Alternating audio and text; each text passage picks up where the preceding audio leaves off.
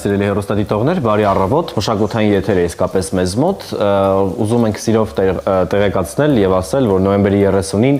Փարիզի Մարիբել Ժիմնազ թատրոնում Ադվենտի ֆոլկլորային փառատոն 2025-ի շրջանակում Քալաշյան պարարվեստի դպրոցն ու Կադան ստուդիան ներկայացրել են հայկական ժողովրդական ծրագիր։ Փառատոնի շրջանակում հայկական պատվիրակությունը ամենամեծ խումբն էր եւ իհարկե ամենաբարձր մակարդակում ներկայացվեց հայկական ժողովրդական ու ֆոլկլորային պարը։ Փառատոնի արդյունքների եւ տպավորությունների մասին այս պահին զրույց տեղի կունենա։ Այո, ղեկավարում է Քալաշյան պարարվեստի դպրոցի ղեկավար Արշակ Գալուստյանը։ Բարի առավոտ։ Բարի լույս։ Բարև ձեզ։ Ինչպե՞ս եք։ Փառք Աստծո, շատ լավ։ Օրը։ Շատ լավ, շատ հոյակապ, նախ ուզում եմ շնորհակալություն հայտնել ձեր տաղավարում գտնվելու համար։ Առավոտը սկսել է հիասքանչ եւ բարի։ Շնորհակալ ենք ձեզ նաև հյուրընկալվելու համար եւ խոսենք արդեն փառատոնից։ Մի փոքր պատմեք, թե ինչ փառատոն է, ինչպես կայացավ, ինչպես գնացիք։ Տեսեք, ուրեմն նախ նշեմ, որ փառատոնը ինքնին ոչ թե մրցույթային էր, այլ բուն հիմքում ընկած էր տարբեր ազգերի ժողովուրդների, թե ժողովրդական եւ թե ազգային բարերի, մշակույթի ուսումնասիրումը եւ մեկը մյուսին ցուցադրելը, կիսվելը, հա, ամեն ինչի հիմքում ընկած էր դա միաձուլումը եւ ամենակարևորը։ Մինչ փառատոնին մասնակցելը գոյություն ուներ այլ քննական փուլեր, որոնցով հերթով երկրները պետք է անցնեին ոչ միայն երկրները, նաեւ տվյալ երկրների պարախմբերը։ Եվ այդ քննական փուլերը անցնելուց հետո նոր տվյալ երկիրը ունենում էր հրավեր հայտերը լրացնելու համար։ Եվ այդպես Քալաշյան պարարվեստի դպրոցը հանձինս հիմնադիրներ Ասատուր եւ Աննա Քալաշյանների եւ իրենց ընտրված պարերի միաձայն ընտրվելով ստացանք արդեն տվյալ հրավերը մեկնելու, ինչպես արդեն նշեցիք, Քալաշյան պարարվեստի դպրոցը եւ Կադան ստուդիան թվով 50 սաներով ներկայացան, որը որ ասեմ, որ գերակշռող մասներ կազմում փառատոնի որպես մասնակից երկրներից, այո, թվով 16 երկրներից ամենագերակշռող կազմով էր ներկայացել, որտեղ տարբեր երկրներ ներկայանում են 10, 12, 15, մաքսիմում 16 սաներից բաղկացած խմբերով։ Հետպես, բացի ամսի 30-ին կայանալիք փառատոնից նաև մենք ունեցանք մենահամերգ, որը նաև ուզում եմ անպայման նշել, որը տեղի ունեցավ Փարիզի Սուրբ Հովհաննես եկեղեցում եւ այնտեղ օրհնությունը ստացանք Տեր Նարեկ Քոշյանի եւ ունեցանք շատ գեղեցիկ օր Ժաֆ մշակութային կենտրոնում, որը մեզ հրավիրել էր Արմեն Թաշչյանը, նրան շնորհակալություն։ Եվ իհարկե ուզում եմ այս ամբողջ պրոյեկտի իրականացման համար շնորհակալությունս հայտնել Քրիստինե Ոսկերչյանին, որը կազմակերպեց այս ամեն ինչը եւ ուղղորդեց։ Ինչպես նաև շնորհակալություն եմ հայտնում մեր ամբողջ անձնակազմին, փորձավարներից սկսած եւ հիմնադիրներով ավարտած Քալաշյան, Ասատուրի եւ Աննայի մասին է խոսքս, ովքեր հատիկ ընտրեցին ամեն ինչ, թե պարային ելույթները, թե ամբողջ ժողովրդական եւ ազգային Հայաստանը ներկայացնելու, ճիշտ ներկայացնելու այդ ամեն ծրագիրը հատիկ եւ գեղեցիկ ներկայացված։ Ես վստահ եմ, որ նաև սաների համար շատ ոգևորիչ է եղել գնալ հյուրախաղերի, ներկայացնել երկիրը, զբաղվել իրենց սիրած գործով, այս դեպքում պարով ժողովրդական։ Հետաքրքիր է ինչ փուլով անցան սաները արդեն, ինչպիսի վիճակներում էին, ինչ արձագանք ստացաք դուք այնտեղ հանդիսատեսից։ Արձագանքը շատ բուռն էր, ասեմ ձեզ, քանի որ միայն Հայաստան հնչելիս արդեն բեմում լրիվ այլ էր հանդիսատեսի արձագանքը նշեմ, ոչ միայն արձագանքը, գիտեք ոնց, միայն արձագանք չի դա, այլ ուժ է գալիս դեպի բեմ, այլ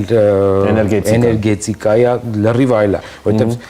տեսեք տարբեր երկրներ հայտարարելուց չկար այդ արձագանք, ընդհանրապես չկար։ Հա, էլի ծափեր, էլի ողջույններ, բայց միայն Հայաստան լսելիս այլ արձագանք էր, որը միանգամից էներգիան գալիս էր բեմ եւ տրվում էր երեխաներին։ Արշակ, կխնդրեմ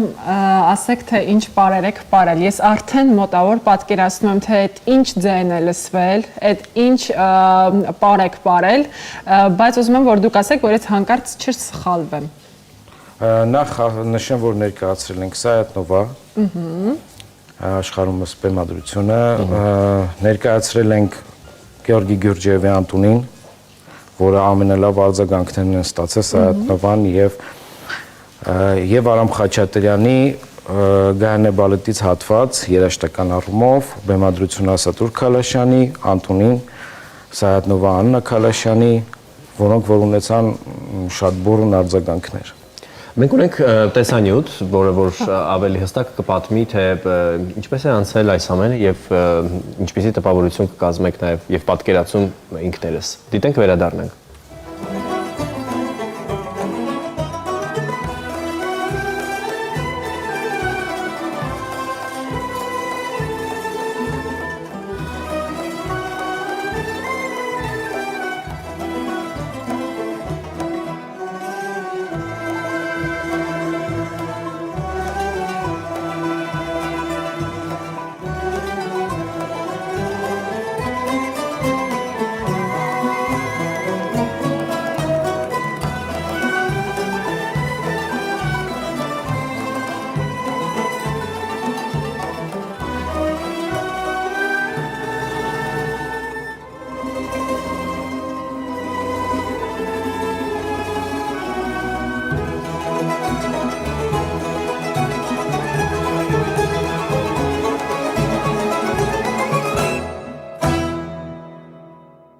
Մենք վերադարձանք սիրելի հեռուստադիտողներ եւ խոսում ենք Պարային փառատոնի մասին,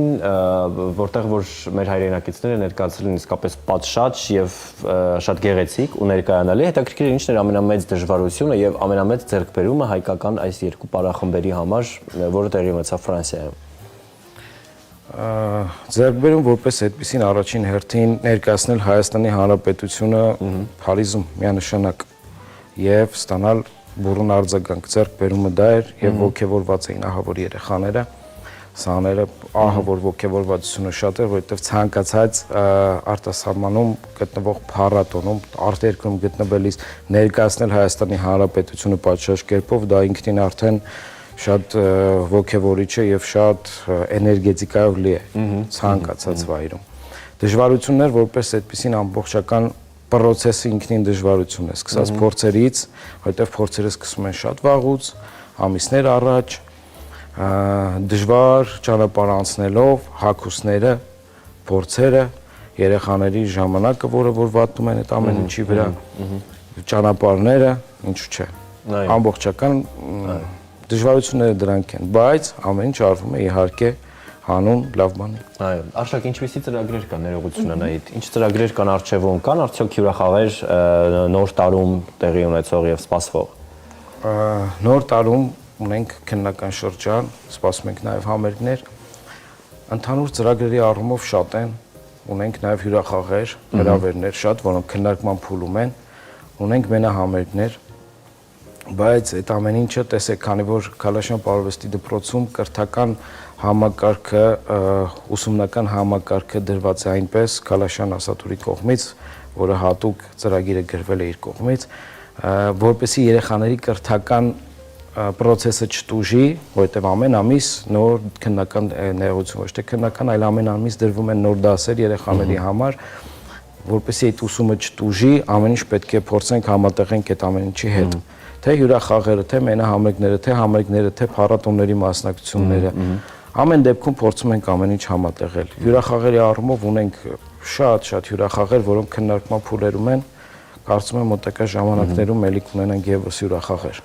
Դե մաղթում ենք թող յուրաքանչյուր հարթակ կլինի հայաստանյան բեմ, կլինի միջազգային, թող յուրաքանչյուր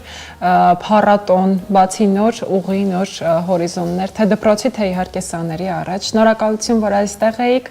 ձեզ լավ օրենք մաղթում։ Այո, լավ ընթացք, շատ ու շատ հաջողություններ, մեր տաղավարում կսպասենք հետաքրքիր նորություններով կիսվելու համար։ Շնորհակալություն։